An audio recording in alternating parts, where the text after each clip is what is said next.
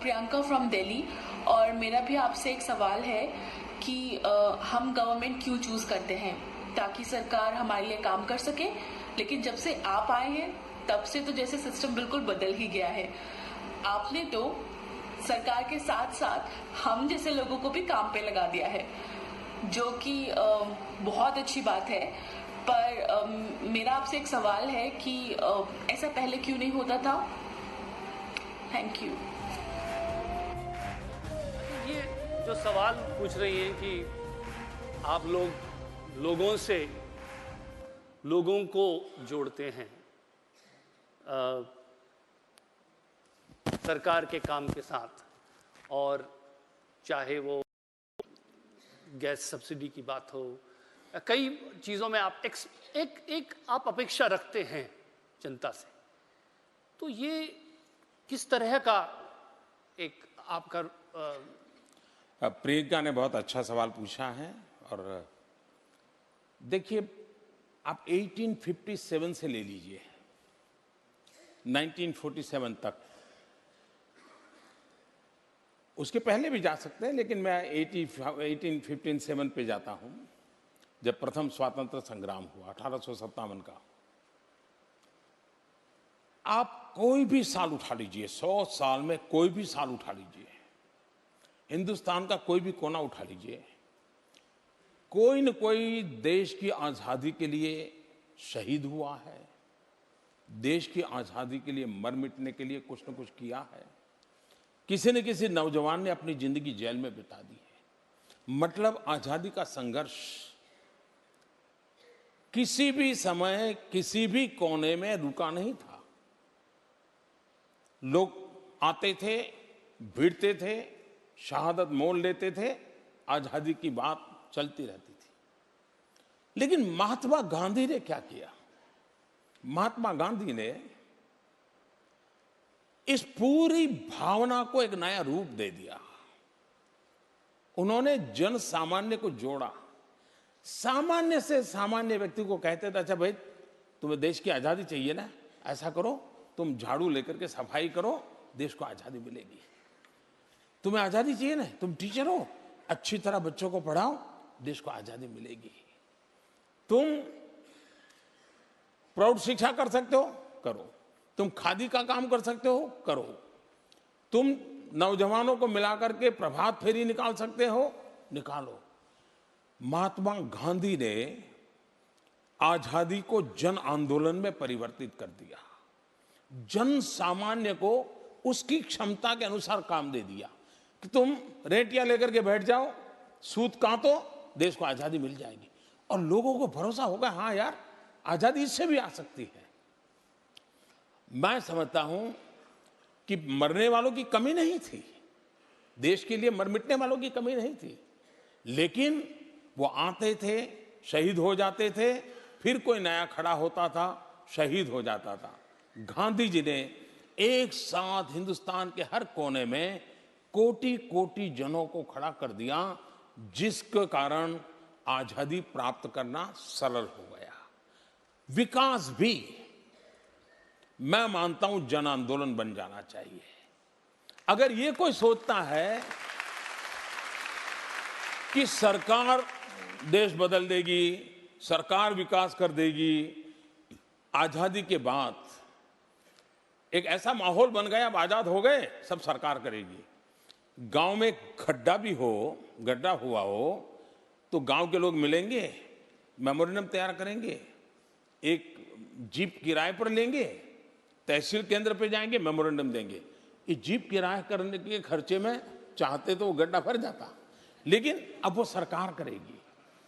आजादी के बाद एक माहौल बन गया कि ये सब कौन करेगा? सरकार करेगी। इसके कारण धीरे धीरे क्या हुआ, जनता और सरकार के बीच दूरी बढ़ती गई।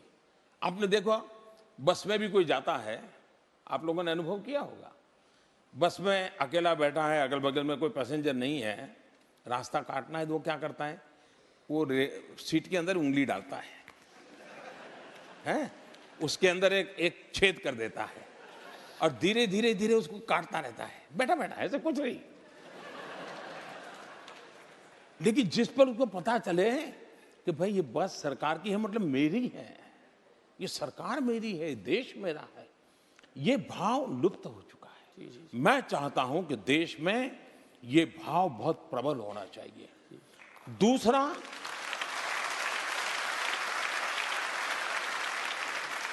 लोकतंत्र ये कोई कॉन्ट्रैक्ट एग्रीमेंट नहीं है कि मैंने आज थप्पा मारा, वोट दे दिया, अब 5 साल बेटे काम करो, 5 साल के पूछूंगा क्या किया है, वरना तो दूसरे को ले आऊंगा।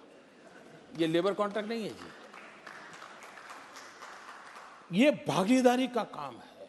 और इसलिए मैं मानता हूं कि पार्टिसिपेटिव डेमोक्रेसी, इस पर बल देना चाहिए। और आपने अनुभव किया होगा, जब नेचुरल कैलेमिटी होती है, सरकार से ज्यादा समाज की शक्ति लग जाती है और हम कुछ ही पलों में देखते हैं कि उस समस्या के बाहर निकलने में ताकत आ जाए। क्यों? जनता जनार्दन की ताकत बहुत होती है।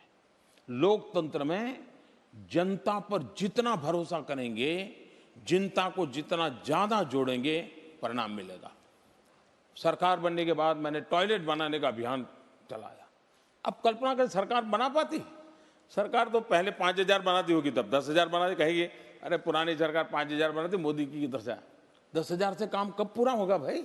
जनता ने उठा लिया, काम पूरा हो गया। और जनता की ताकत देखिए, भारत में सीनियर सिटीजन के लिए रेलवे के अंदर कंसेशन है टिकटों में। मैंने आकर के सरकार में कहा कि भाई अंदर लिखो तो सही, आप जो रिजर्वेशन के लिए फॉर्म भरता है लिखो तो सही कि भाई मैं सीनियर सिटीजन हूं, मुझे बेनिफिट मिलता है, लेकिन मैं मेरा बेनिफिट जाने देना चाहता हूं। सिंपल सा था। प्रधानमंत्री के लेवल पर मैंने कभी अपील भी नहीं की थी। आप सबको आश्चर्य होगा, जो हिंदुस्तान की विशेषता देखिए, हिंदुस्तान के सामान्य मानवी की देशभक्ति देखिए। अभी अभी हमने निर्णय किया था, अब तक 40 लाख सीनियर सिटीजन्स जो एसी में ट्रैवल करने वाले लोग हैं, उन्होंने वॉलेंटरीली सब्सिडी नहीं लेंगे ऐसा लिख करके दिया और वो पूरी टिकट देकर के जाते थे। अगर मैं कानूनन करता कि अब सीनियर सिटीजन को एसी कोच में ये बेनिफिट बंद, तो जुलूस निकलता, पुतले जलते, अब फिर पॉपुलैरिटी रेटिंग आता, मोदी गिर गया, ये दुकान चल जाती जी। लेकिन आपने देखा होगा 40 लाख लोग, मैंने एक दिन लाल किले पर से कहा कि जो अफोर्ड करते हैं उनको गैस सब्सिडी क्यों लेनी चाहिए। हमारे देश में गैस सिलेंडर की संख्या के आधार पर चुनाव लड़े जाते थे।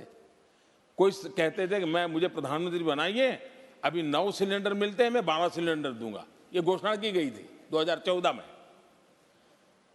मैंने लोगों को उल्टा कहा, मैंने कहा भाई जरूरत नहीं है तो छोड़ दीजिए ना, सब्सिडी क्या जरूरत है। और आप हैरान हो जाएंगे, हिंदुस्तान के करीब 1.25 करोड़ से ज्यादा परिवारों ने गैस सब्सिडी छोड़ दी। देश में ईमानदार लोगों की कमी नहीं है, देश के लिए जीने मरने वाले, कुछ न कुछ करने वालों की कमी नहीं है। हम लोगों का काम है देश के सामर्थ्य को समझना, उनको जोड़ना। और मेरी ये कोशिश है कि हमने, सरकार ने ही देश चलाना है, ये सरकार जो अहंकार है, उस अहंकार को सरकारों ने छोड़ देना चाहिए। जनता जनार्दन ही शक्ति है, उनको लेकर के चलें। हम चाहे वैसा परिणाम जनता ला करके दे देगी, और इसलिए मैं जनता के साथ मिलकर के काम करने के विचार को लेकर आगे बढ़ रहा हूं।